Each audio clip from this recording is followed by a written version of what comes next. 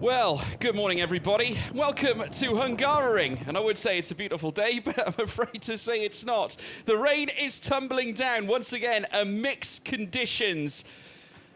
Mixed condition situation here in the Formula Regional European Championship by Alpine. The weather, you can see humidity stretching to 85%. It has been warm nonetheless, as it always is here at Budapest year on year. But now we have a deluge now making its way down onto the track. And the drivers now making their way around here in qualifying, where I must say things have taken quite... So, should I say a heavy twist? Now, just as I say that, and a very heavy twist has just occurred in race control. A red flag immediately brought out. Probably not necessarily a surprise here at this stage, given the fact that the rain has come down in the manner that it has done. But nonetheless, we are here in Hungary. Hope you're all doing well, wherever you're watching around the world. My name is George Morgan, your commentator here this weekend. And just going off the back of, like I said, yet another twist in the championship. Still, though, the same theme continues in terms of our championship leader. It is Rafał Kamara, who's on top and in charge right now. And I must say, he has got a great opportunity at laying claim to this championship already in the first half of this season's Formula Regional European Championship by Alpine season. He has taken 4 wins out of a total of 6 races so far this campaign. We're now on to the 4th round, and he is a driver that is yet to finish outside of the top 2 in all races combined. Truly unbelievable. An amazing stretch by the young Ferrari Academy driver, who will be looking to try and make it win at number 5 this weekend. But first and foremost, obviously the teams are trying to keep themselves dry, given the current conditions out there in the pit lane. You can just see there the pooling of the water just underneath too. This is weather that has been threatening. We've been looking at the weather radars all weekend, well, coming into the weekend. Free practice, though, we could talk to you about some of the numbers that we've seen already through collective tests 1 and 2. First and foremost, Van Amersfoort, who have had such a grand history here at this track. They've had 2 pole positions over the last 2 seasons, with Josh Dufek taking it last year for race 2. Kaz Havercourt would take it for race 1 back in 2022. They're back again with Brando Badur, who went fastest in collective test 1, registering together a 1:39.602. So the talented young driver representing the Van Amersfoort team will be looking to perhaps enlist that same pace here in qualifying. So we have to wait and see whether we do get that session back underway. Of course, it's all down to race control at this point, but it has been deemed a wet track. No surprises at all. Moving on to collective test 2, it was Enzo Peugeot who would then lay down a 1:39.946 for Santalok Racing. And he too, very impressive in prior races, was brilliant back at Spa, trying to usher in the big points, but had a few moments that went against him through the course of the race. But no doubt we'll see him back. A staunch performer. He scored points in all 4 of his last 4 races, both at Spa and Zandvoort, the most of them being taken back in race 3, where he would bring home a P6, 8 points to his name off the back of that. But still a lot more to be done on his part, you'd fathom. But plenty of names as well swapping in for this round. We've had a few changes. Yuja Gao in for Kick Motorsport comes in instead of, or in place of Costa Taparis, who is out this weekend. MP Motorsport, Isaac Barashi comes in place of Nikita Bedrin, who is actually racing in Formula 3 this weekend on the Spanish Grand Prix weekend. And then we also have Trident Motorsport with Roman Belinsky, the Formula Regional Oceania champion, out due to a road accident prior to the Zandvoort weekend, breaking 2 vertebrae in his back, and has now seen Michael Belov making his Formula Regional European Championship by Alpine return, and rejoins a championship that he has taken part in over so many years, dating back in the last 3 years, in fact, in competitive motorsport. So we welcome back Michael Belov, very experienced head, and I'm sure that that's a bit of recruiting that Trident will be pleased with. Of course, Roman Belinsky, aside from Michael Belov, also the most experienced driver on this grid where it comes to Formula Regional European Championship competition. But we do wish him all the very best and a speedy recovery. And as he is a talented young driver who took his first pole position, incidentally, back at Spa. And what a moment that was indeed to witness. But Still, you can see the teams all lined up in the garages. We can talk to you about the groups as well. As you all know, for qualifying, we split the grid down into 2 groups just due to the sheer volume of cars that we have here in this series. Group A, Rafael Camara in Red 5, the Prema team. Alessandro Giusti as well comes in to Group A as well. Evan Gilter, Ivan Dominguez, Pedro Clero, Zachary David, Teofil Nile, as well as Ugo Gachukwu and Nicola Lacorte. We have Valerio Rinicella, Marta Garcia, Edgar Pierre, Jesse Carrasquedo Jr., and Alex Sauer, Yaroslav Vasalaho, and Isaac Barashi. They're all going to be making their qualifying times out in this Group A field. Group B will be Tuka Tappinen, Brando Bador, Noah Stromstead, James Wharton, Enzo Delaney.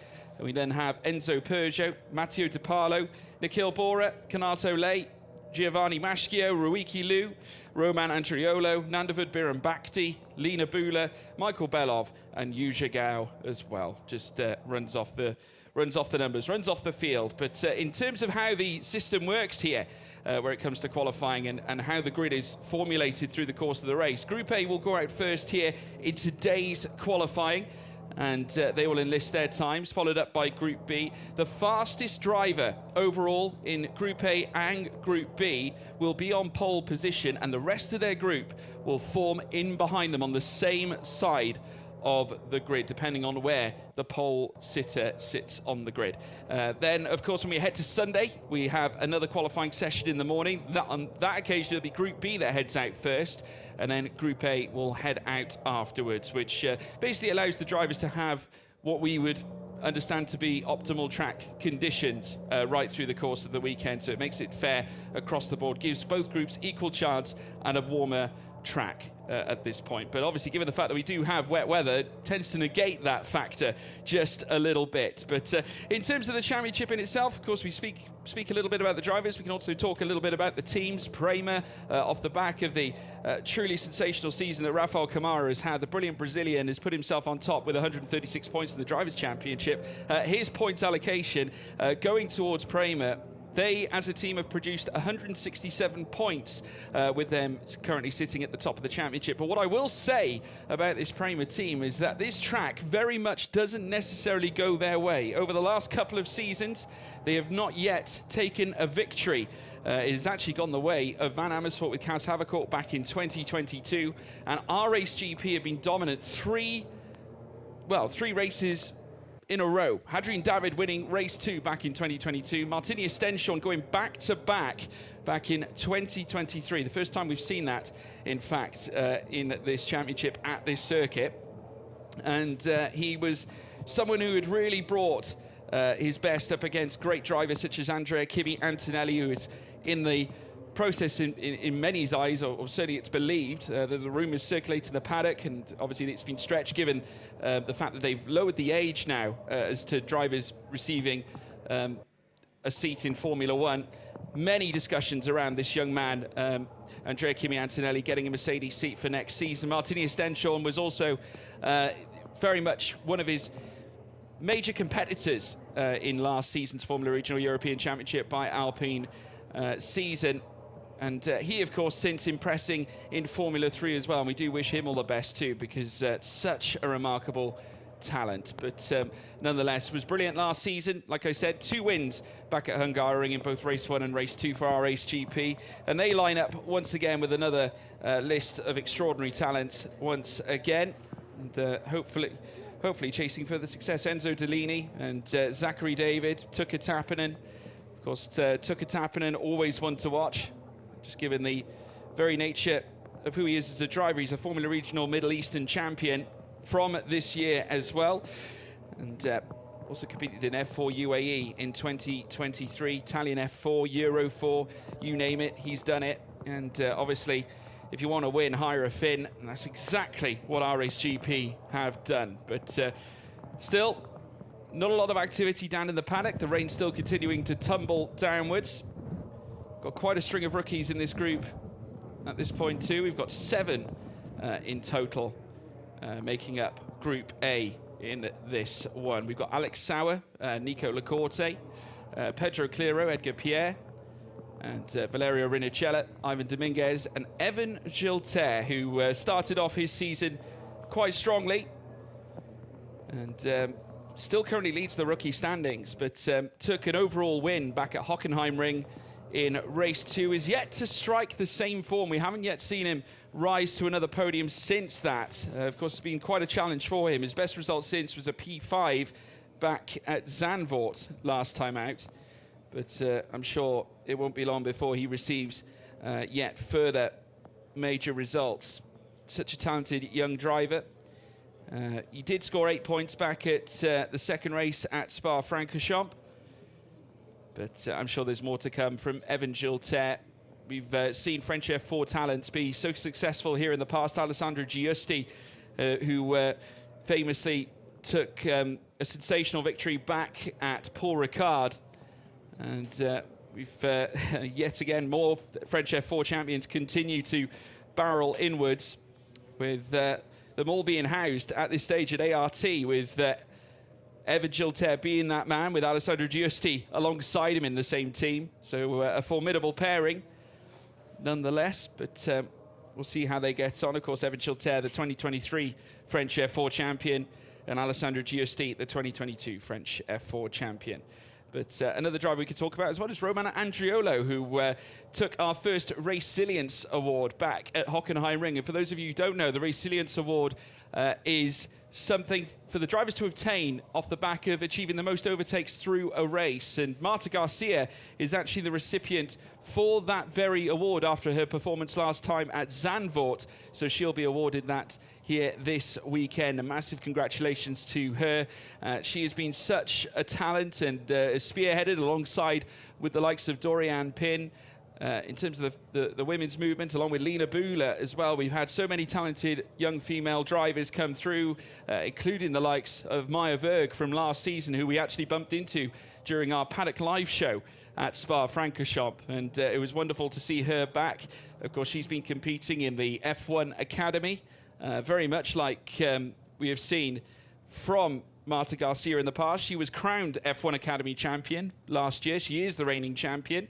And prior to that, racing in the W Series between 2019 to 2022, but has also raced in Spanish F4 and SMP F4 as well. So quite a well-versed talent when it comes to getting behind the wheel of a car. And it's great to have Iron Dames in this series too.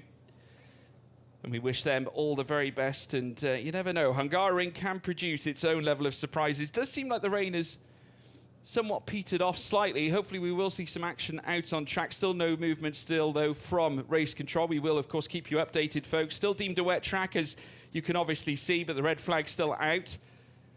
But we'll sit tight and give you updates as soon as we hear them. The fans, though, in the grandstands and also there above, you can see in the paddock. Great to see them all out and about, despite the weather conditions. We were deemed warm weather right through the course of the weekend. And don't get me wrong, it is warm, hence the humidity levels right now sitting at around 85%.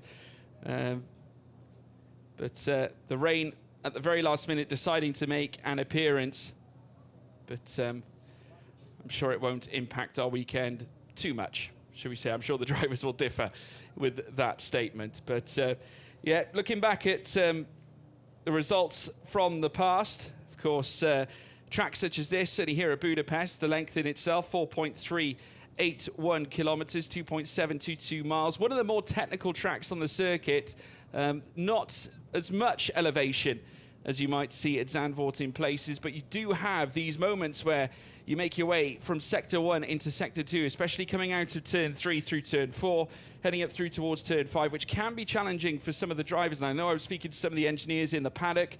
Many of them are saying, you know, many drivers obviously would love to have a shot at taking Turn 4 flat out. It certainly is not possible, and certainly given the fact that there are treacherous areas out there on the circuit where it's very easy to lose the car, and those have only been exacerbated given the conditions that we do have out here on track this weekend. It is going to be interesting to see who can hook the perfect laps up here at Hungaroring. And then, of course, heading into the middle sector, you have the chicane coming through Turn 6 and 7, which then take you through to the flowing corners of Turn 8, Turn 9, 10 and 11, before then hitting the heights of Sector 3, where you then venture around Turn 12, and then Turn 13 in a very very slow hairpin bend before then teeing up a run around the final corner at turn 14, where you then meet the long straight heading down through towards turn 1. It's a fabulous track, of course, home to the Hungarian Grand Prix, which I'm sure many of these drivers would love to put themselves in a place. They are on the road to F1. Many Formula 1 drivers and budding Formula 1 drivers have taken stints through this series, and I'm sure there'll be many more stories written off the back of this season too, but we'll wait and see. But there you can see an illustration of the conditions we currently have. Wet tyres, no surprise, make an appearance on the cars, but hopefully soon we'll be seeing those tyres spin, making their way out onto the circuit. And as we take a look at a view panning out across this track here at Budapest, Tuka Tapinen will be looking to try and hunt down Rafael Kamara, the Finn who took his first win of the season back at Zandvoort in race 1 as well. We'll be hoping that it's the first of many. Sometimes it only takes one to change the course of a campaign, but Kamara currently sitting on 136 points to his name right now. Truly sensational season so far. Alessandro Giusti third in the championship on 52. Brando Badur on 46, because we alluded to him going fastest in the collective test 1 session back on Thursday, or should I say Friday, apologies.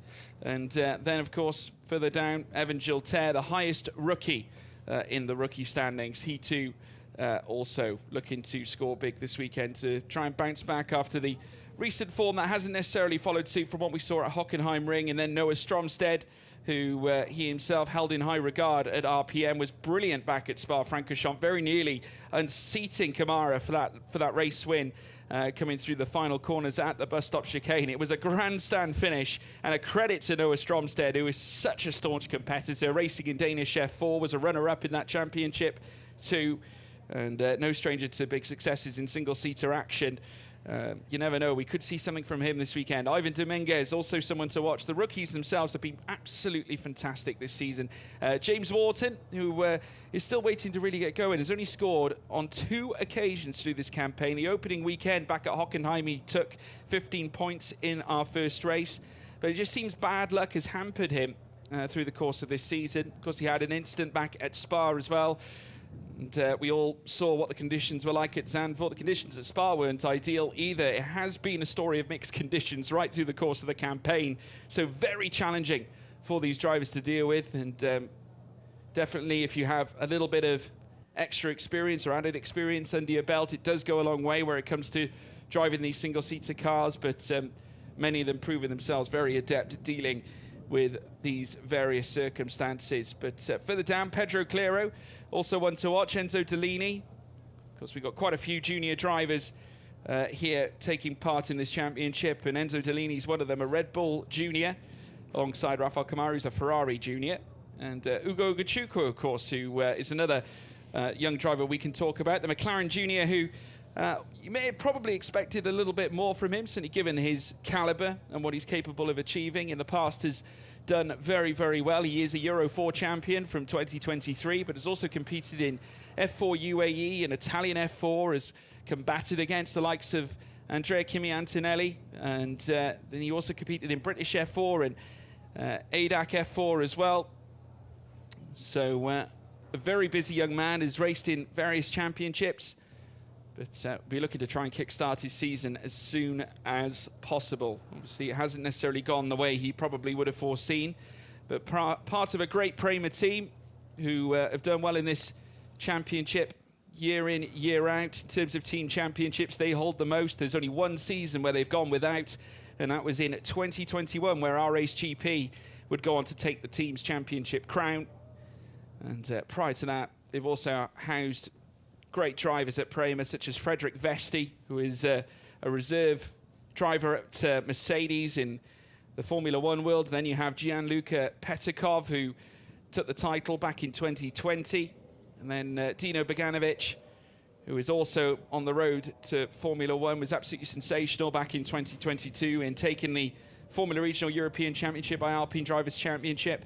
And then the following season, it would be the turn of Andrea Kimi Antonelli, who is very much the name on the lips of every human being in discussions for that Mercedes seat. He took the championship here in 2023 with Prema. But it's going to be interesting is to see who can rise above this time. But in terms of rookie drivers, we can talk about Frederik Vesti there as well. I mean, essentially everyone back in 2019, you could argue, was rookie, given the fact that that was where we really saw the championship kick in. Frederik Vesti was obviously a race winner across the board back then. And not to mention taking that rookie drivers championship on top of the overall drivers championship. But we've seen many others come through, including the likes of Isaac Hadjar, who is also a Red Bull Junior that Christian Horner has been speaking very highly of lately. Of course, another driver that's come through the course of this series. We do have an update, folks. Session is expected to resume at 9:27, so that's some good news coming through from race control. So that is in just about 5 to 6 minutes' time, and we will hopefully see the cars make their way around for qualifying. But great to see the marshals obviously doing their bit, trying to allow us to go racing here at some point. A lot of standing water pooling up. I took a walk this morning heading down through the paddock, and you can get a decent view of this track in its different sectors, especially coming down through towards turn 3, down towards turn 4, and there was quite a bit of standing water coming through even in the early parts of this morning. But we have got that time confirmed as well in terms of when the session will resume, so that's good news. So the drivers will be sitting there. They won't have to wait too much longer, though. Only the small matter of a few minutes, and we'll be back underway. So I want to thank each and every single one of you for your patience there at home. Unfortunately, we can't overrule the conditions here that the world gives us, but naturally, always doing our best to ensure racing goes ahead in a safe capacity, of course. But so 14 turns here at this track for these drivers to negotiate their way around this circuit, opening up on the 24th of March, 1986. Who is going to be the next to enlist their fastest time and the fastest time on this track here in our first qualifying session? Would it be the case that Rafael Camara will continue his grand trend? Seems to be the driver, well, seems to be a driver who can work out, well, certainly work in all conditions here in this series. And we'll have to wait and see as to whether he can go that one step further and put one hand on the trophy, which could yet happen this time. Of course, we've got quite a busy calendar taking you through right to the end of the season. Obviously, after Hungary, we've got a trip to Mugello. We then head to the south of France at Paul Ricard, and then it's off to the Emilia-Romagna region for Imola, and Red Bull Ring in Austria, circuit at Barcelona, Catalonia in Spain, and then we end the season at the Temple of Speed in Monza. Quite a fitting way to end an Italian championship at an Italian circuit, the Temple of Speed in itself. Of course, many of these circuits featuring on the Formula One championship calendar, much like this one being the Hungarian Grand Prix home here at Budapest.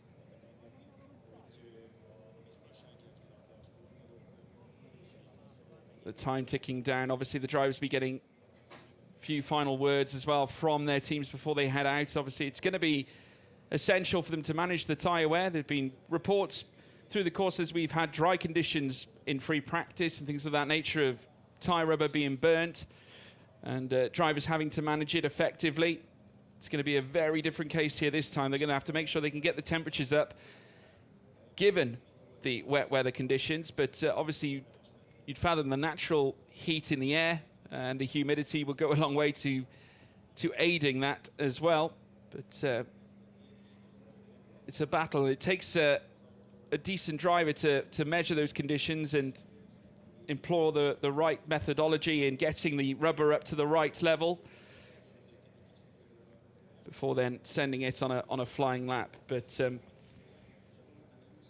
the rain still continuing to come down only lightly at the moment, not as heavy as it was before.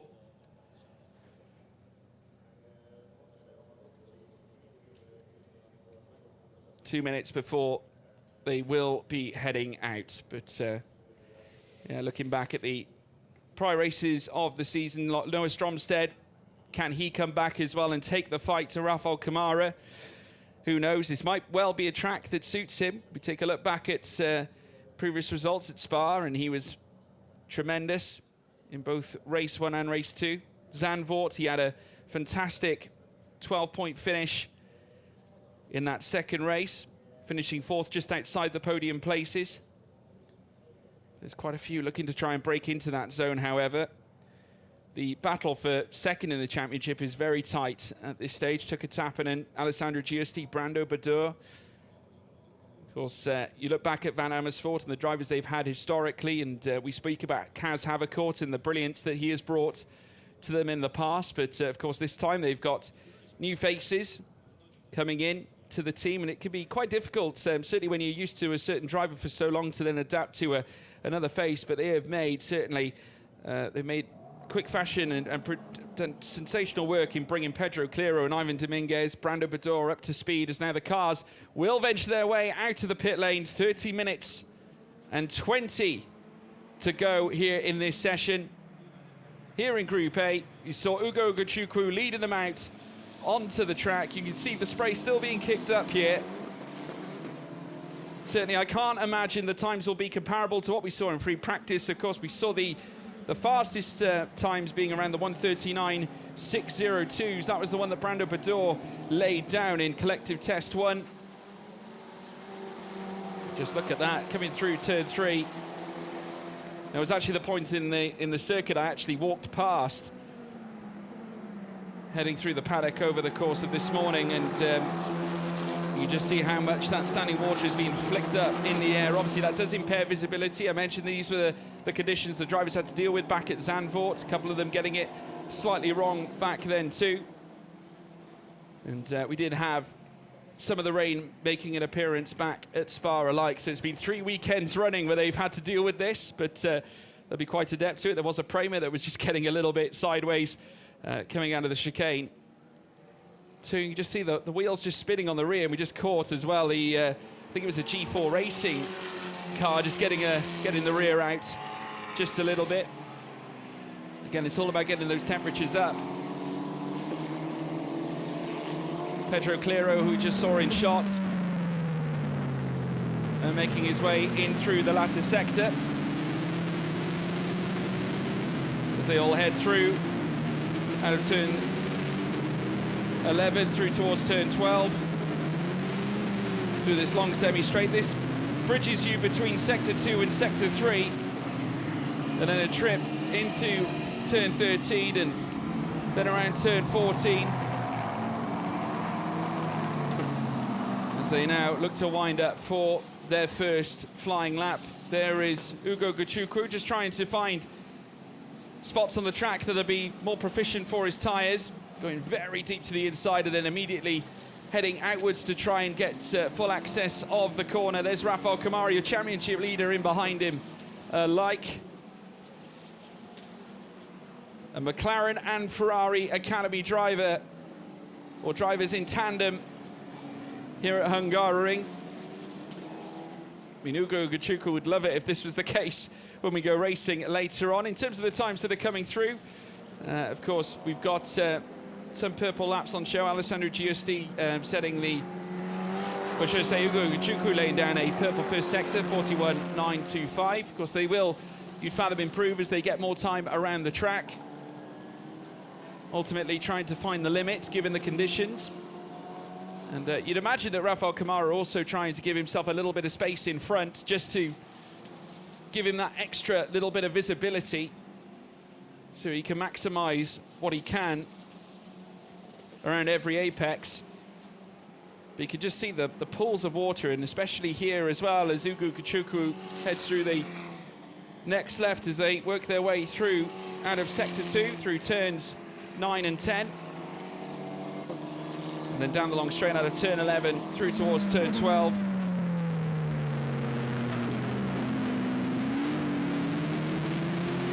was quite the deluge, that's for sure. Further back, there's Zachary David. Also a raw talent. Competed in F4 UAE and the Formula Winter Series, Italian F4, Euro 4, Euro F4 I should say, and Formula Regional Middle Eastern Championship. Again, a little bit sideways, this time from Nico Lacorte. Just tackles that curbing on the right-hand side on the exit, coming through the chicane at turn 6 and 7. Ugo Gachukwu making his way across the line and through towards turn 1 here this time. The first time he's been laid down on the board, a 2-minute 0:00.086 from Ugo Gachukwu. He's currently fastest. Ivan Dominguez goes second fastest, just ahead of Alex Sauer. Nico Lacorte in 4th. Teofil Nile now skips up to 5th place. Rafael Kamara dropped to 7th, though I'd imagine still very much early days here at this stage. Ugo Gachukwu, though, finding more time as expected in this first sector. Just over 0.8 of a second already amassed in the first sector alone. Now heading down towards the chicane at turns 6 and 7. Of course, you need to have your wits about you through this bit. You can just see him there fighting with the car, trying to find the grip as best he can in this Tatus chassis. Might have cost himself a slight bit of time as well coming into sector 2. But doing well to marshal his charge right now.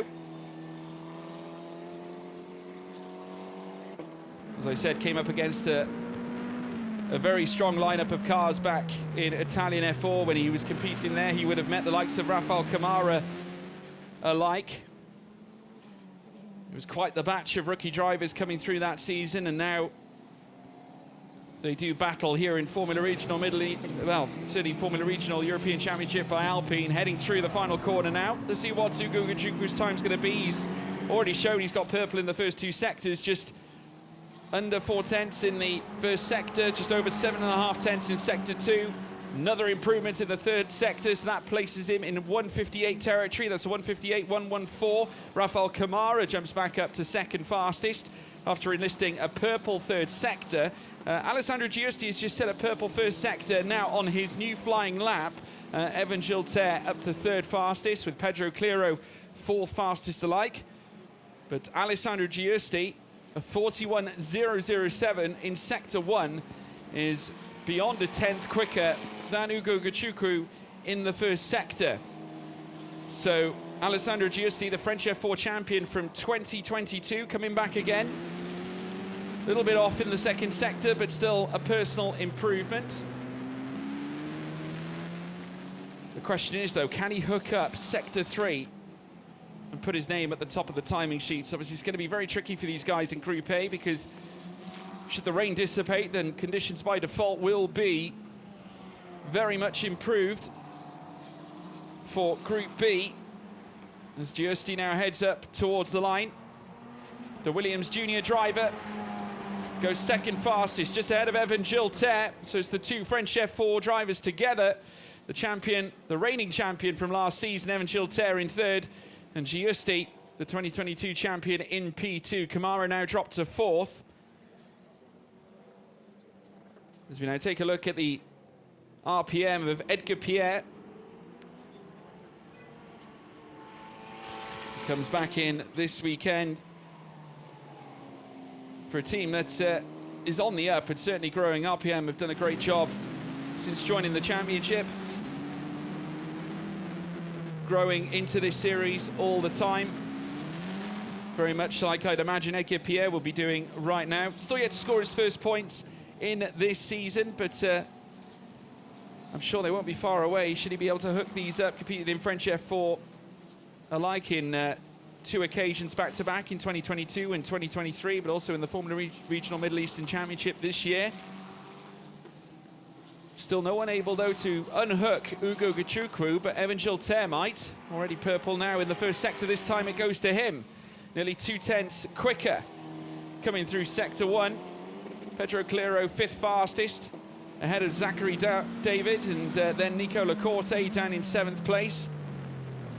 Isaac Barashi in his First Formula Regional European Championship by Alpine start this season. He's down in 15th at this stage, but is showing personal improvements in that first sector. Giusti has just gone purple in Sector 2. Gilter also, though, looking to humble him right now, but Gilter a little bit slower than Giusti in that second sector. So it's all going to tie up through Sector 3. Still 4 minutes and 30 still to go, but this will be a lovely way to kick things off. And Evan Gilter, fastest now, after laying down a time that is 99 thousandths quicker in that third sector. But Alessandro Giusti topples him here at this stage.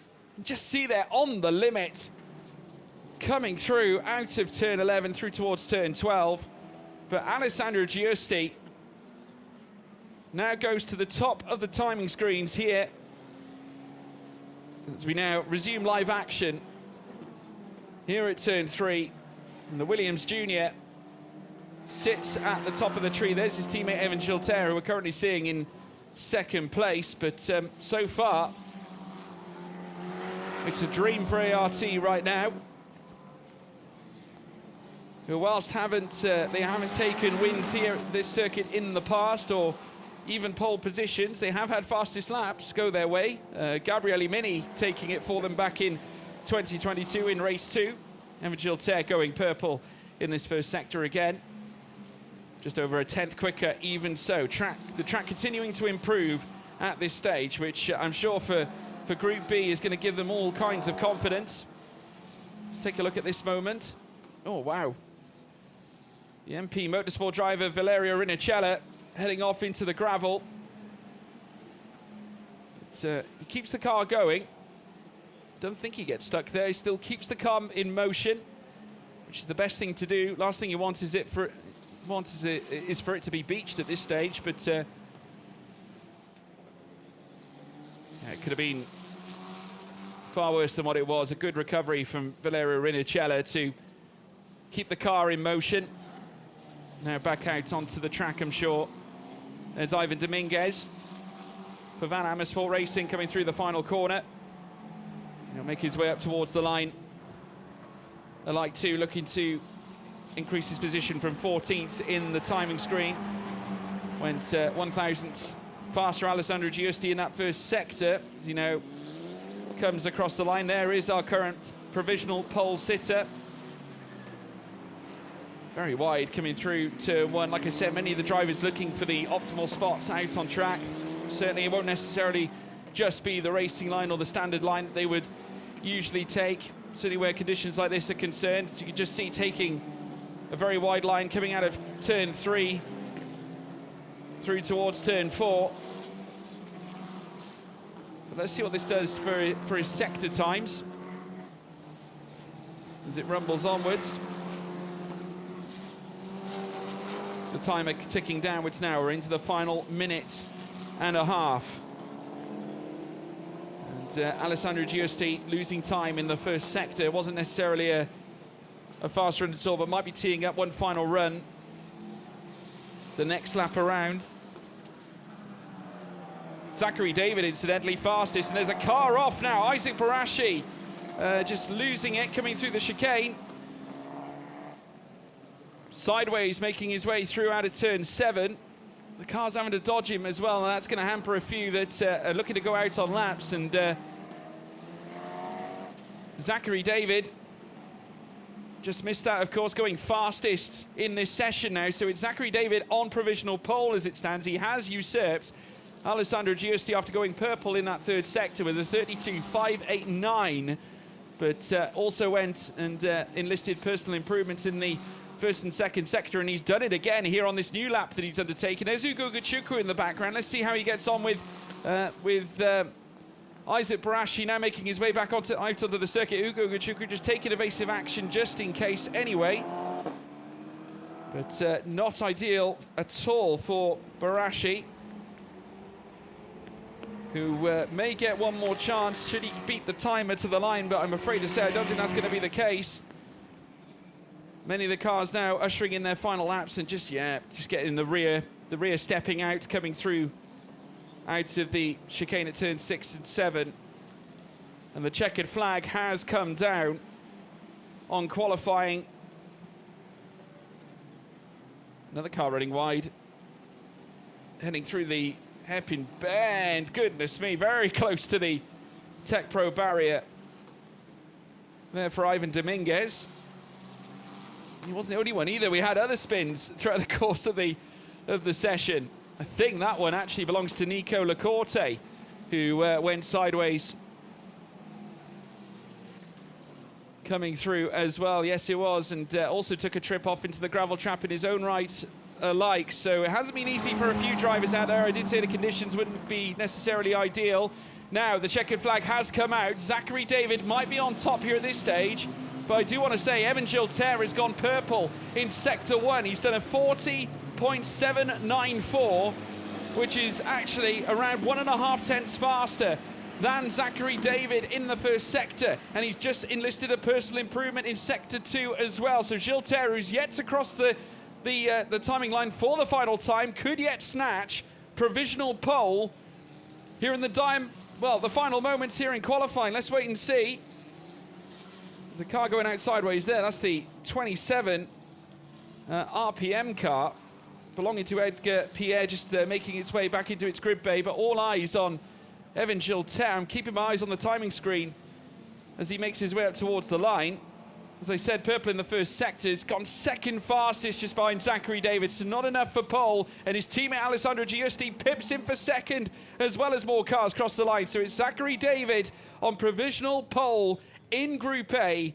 Alessandro Giusti in second, with Evan Gilter coming across the line in third. Not a bad day at the office for ART. They probably would have preferred the fastest time. They got close as well. 29 thousandths between David and Giusti. So here is your provisional results, folks, from Group A. Zachary David in first place for RACE GP. Alessandro Giusti in second. Evan Gilter in third. Make it an ART double act. It's a Prema double act further down with Rafael Camara and Ugo Gachuku. Ivan Dominguez in sixth. Pedro Clero seventh. Nico Lacorte in eighth. Valerio Rinicella in ninth. Alex Sauer in 10th. Edgar Pierre in 11th. Jesse Carrasquedo in 12th. Marta Garcia in 13th. Teofil Nile in 14th. Yaroslav Vasalaho in 15th place. 16th as well went to Isaac Barashi for MP Motorsport in his first start this weekend. But nonetheless, that is Group A. Next up will be Group B. So it's going to be the job of this collective of cars to try and pip the time set by Zachary David. But here we go. Group B action about to get underway to decide the grid for the very first race here in the Formula Regional European Championship by Alpine. Fantastic job from Zachary David to, in this what could be his first pole position of the season. And we'll have to wait and see whether he can achieve that. Obviously, it was a fantastic effort on his part. He sleuthed his way to the front. Didn't necessarily see it on screen, but a wonderful effort on his part to achieve that as the cars now make their way down the pit lane. 15 minutes now on the clock. But the conditions will no doubt favour those drivers. The time to beat, a 1:57.202. Zachary David holding that time for RACE GP, and once again, I mean, it wouldn't be a foregone conclusion for him to take pole, because Hadrian David did it in race 2 back in 2022, and Martini Estenshorn in 2023 in race 1. Could Zachary David be their third pole sitter here at Hungaroring? We'll have to wait and see. But no doubt Group B getting an easier run of it in this first session of qualifying. Despite the weather still cascading downwards, pooling of water still on show, but the drivers dealing with it in grand fashion. The spray not necessarily as bad as it was before, but still a factor nonetheless as we peel across to Enzo Peugeot for Santalok Racing. On our screens coming through Sector 1 into Sector 2.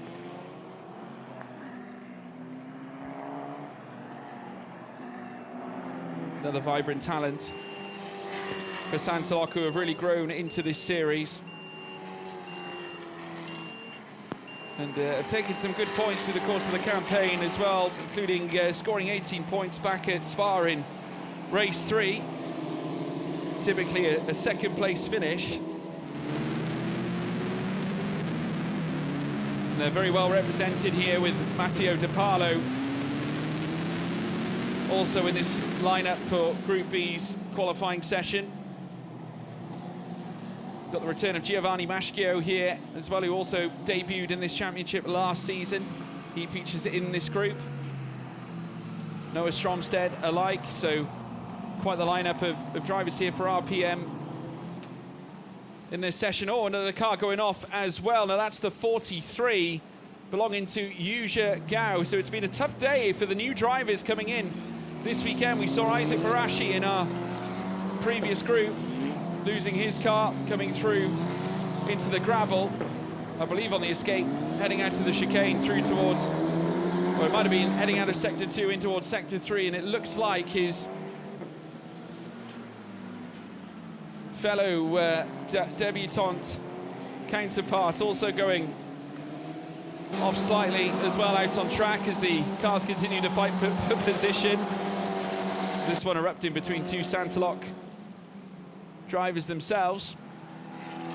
Of course, that being Matteo De Carlo and Enzo Peugeot, as they now come out of turn 4 and through towards turn 5. Already some of the times coming in now. Enzo Peugeot currently fastest in the first sector on this first fast run.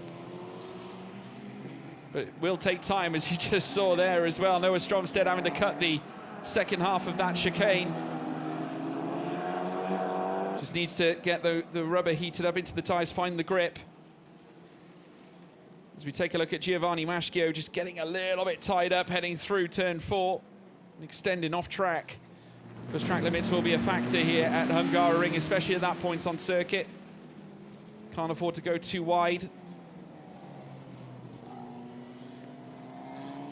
There's James Wharton out on circuit 2. We'll also be looking for a big weekend here at Hungaroring. Hasn't been an easy start to his championship campaign, but he is one formidable competitor who is certainly up there, has battled with the likes of Ugo Guchukwu consistently over the course of the last couple of years. They would have come up together through karts and also battling it out in other single-seater racing series, and now they meet again here in the Formula Regional European Championship by Alpine, coming out of turn 1 and heading down through towards turn 2. James Wharton, the fastest man on track right now with a 1:59.726 already. We're seeing the 1:59s on show out on track, but remember, it's a 1:57.202. That's the time to beat. So still work to do for all drivers concerned. You can bet your bottom dollar they will find something. Purple in the first sector now, fall in the way of Brando Badur, who, like I said, was electrifying back in collective test 1. Oh, just clattering those curbs there. You can just see the 13 of James Wharton. That's turn 6 and 7 for you. Could be a rough ride, but these drivers having to deal with it as best they can in order to find the delta, and he certainly has found the delta as James Wharton. Purple in the first sector again, though that has been stolen by Tuukka Tappinen, who has now found even more time ahead of him, just under 0.5 of a second improvement from the Finn. And it's purple in the second sector for James Wharton, so no surprises. The track still continuing to improve as Wharton heads through towards the final few corners. Out on track here in this initial stage is still a fair ways to go. 9 minutes here in the session. Wharton on top, Tappinen in second. Both of them fighting it out for optimum delta. Just see there, you hear the squeal. Wharton trying to maximize everything in his frame. Wow, losing the tail end of the car. Whipping it from underneath him, but does find more time nonetheless and sets a 1:59.088, still quite a ways off from where we need to be in terms of fastest lap. So 1:57.202, still the optimum. But Tuukka Tappinen also unlocking pace in his own right. The Finn now flying through turn 14. But he has got company in front of him. You'll be hoping that doesn't cause too many issues in his own right, but might get some slipstream. Goes first fastest, Tuukka Tappinen. Let's take a look at this again. snapping at the rear. You can just see he had to fight the wheel to get the control. Those are the skills you generally see in karting. James Wharton utilising them here in single-seater practice once again. And another moment happening this time for the number 4 Trident of Michael Belov in his reappearance here in the Formula Regional European Championship by Alpine. Great to have him back here this weekend. Has raced across the board in various championships. Oh, just skipping through turn 6 and 7 from Roman Andriolo, the first ever recipient of the Resilience Award after Hockenheimring. It's a little uncomfortable ride coming through the middle sector and would have no doubt cost him time. Someone who hasn't lost time, though, is Tucker Tapinen. Enzo Dellini, currently fastest as well. He's registered a 1:58.899, so we're getting closer now to the 1:57s.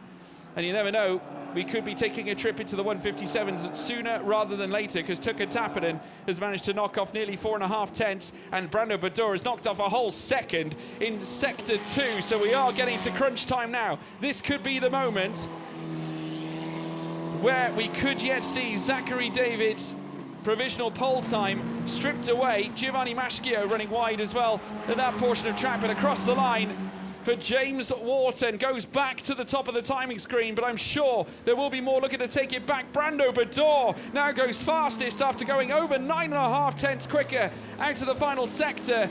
But Tucker Tapinen is also going to be the one to watch after going purple in Sector 1 and 2. If he gets Sector 3 right, it could be a difference maker, and spinning Giovanni Maschio.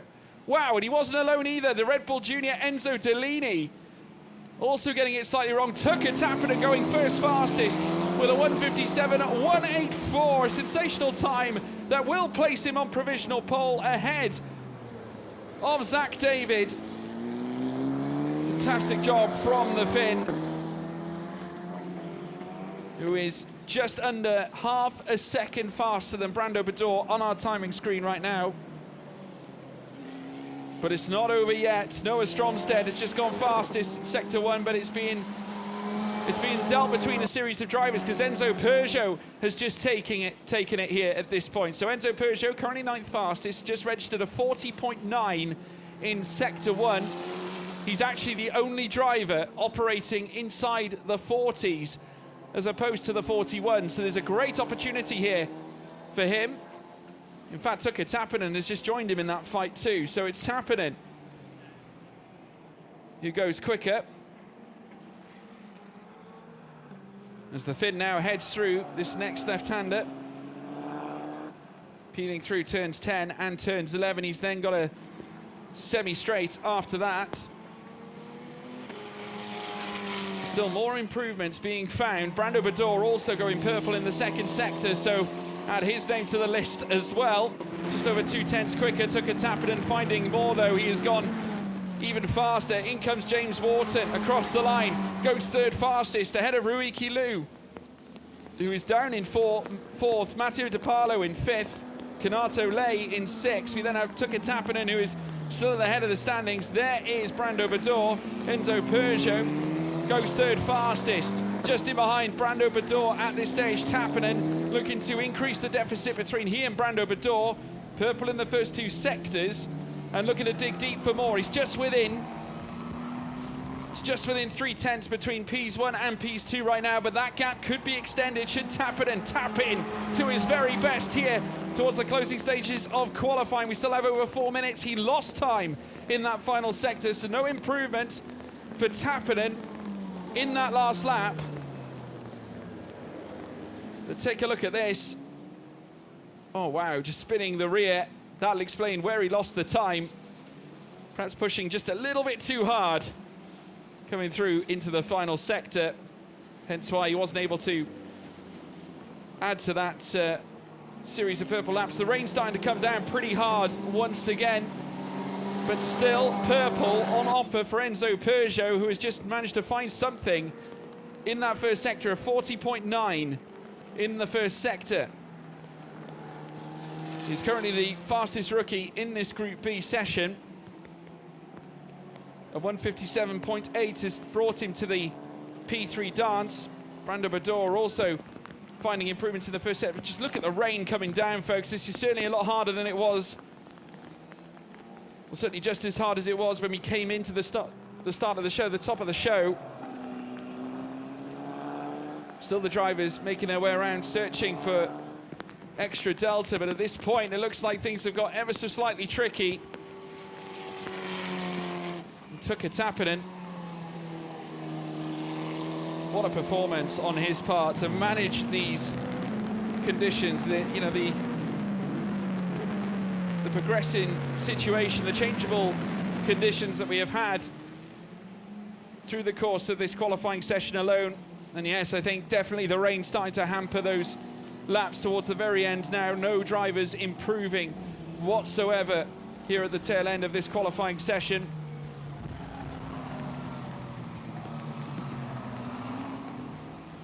I think Tappinen is just enjoying himself out there right now, but sprinting down towards turn one. We'll be heading around again, but this could very likely be a cool-down lap, but we'll wait and see what Sector 1 brings for the Ferrari Junior. You know, heads down into turn one. Another little moment here for the number 9 of Kanato Lay. Yeah, the rear stepping out from him, underneath him alike, heading out of turn 11. But again, doing well. We've yet to see any drivers in the barriers yet, which is great to see. They're doing a fantastic job of executing here in qualifying, even despite the weather continuing to barrel down. Tuukka Tappinen finding a 41.517 in the first sector. So definitely won't be enough to topple his fastest lap of a 157.184. Which stands here at this moment as our fastest time across the board and does put him on provisional pole for this afternoon's first race here at Hungaroring.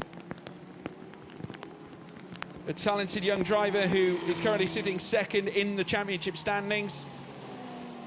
Of course, remember, Rafael Kamara is going to be starting a couple of rows back from him, but he will be met with Zachary David on the front row regardless.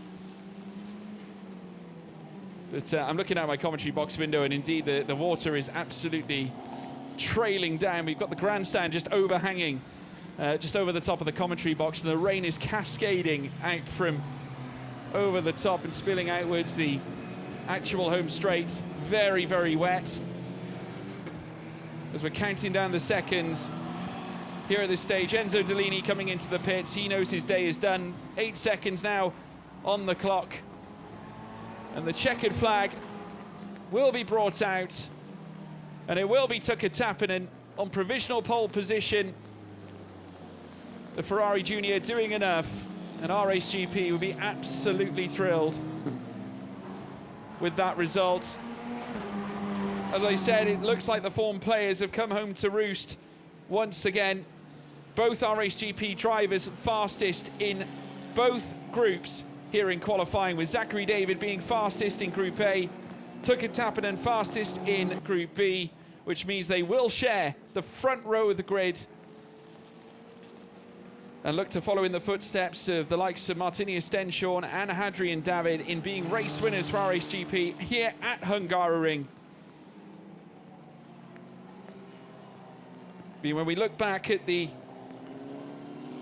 efforts that Tuukka Tappinen has managed to bring to the forefront already, like I said, a reigning Formula Regional Middle Eastern champion this season. The apple surely does not fall too far from the tree. Once again, he's now back to his brilliant best in pursuit of Rafael Kamara in this championship. Taking his first race win back at Zandvoort, has that unlocked the confidence factor that he needs to bring a potential title challenge to Rafael Kamara. Despite the swelling points gap at this stage, there is still quite a number of races to go. And given the fact that we still have another qualifying session here at Hungaroring for tomorrow's race alike, as well as Mugello, Paul Ricard, Imola, Red Bull Ring, Circuit of Barcelona, Catalonia, and Monza. Such a divisive collective of circuits for these drivers to deal with. It's going to be interesting to see who can manage it the best, and you never know, given where we are in the season. We've been talking about, can anyone stop Rafael Camara, who is yet to finish outside of the top 2 in every race so far. There's Giovanni Maschio just getting the tail out from underneath him, spinning the car. Brilliant recovery, though. Managing to get it pointing the right way. At the same time, I think he just did that for fun. A little dance, pirouette. Almost Swan Lake-esque on part of Giovanni Maschio. But there we have it, folks. Incredible effort across the board. Here are the provisional results after Group B. Tuka Tappinen on provisional pole for our race GP, registering a 1:57.184. Brando Bador in second. Enzo Peugeot third. Enzo Delini in fourth. James Wharton in fifth. Ruiki Liu in sixth. Noah Stromstead in seventh. Matthew DeParlo in eighth. Kanato Lay in ninth. Nando Vidbiran Bakhti in 10th. Roman Andriolo in 11th. Nikhil Bora in 12th. Michael Belov in 13th on his return, with Lena Bula in 14th, Giovanni Maschio in 15th, and in 16th place is Yu Zhigao, who finishes at the tail end of the field in his first weekend with the series. So as we look ahead, obviously, to the race later on this afternoon, it is the R-Race GP story, as it has been over the last few seasons. Be sure to join us this afternoon for racing action in hopefully dry conditions. We'll see you then.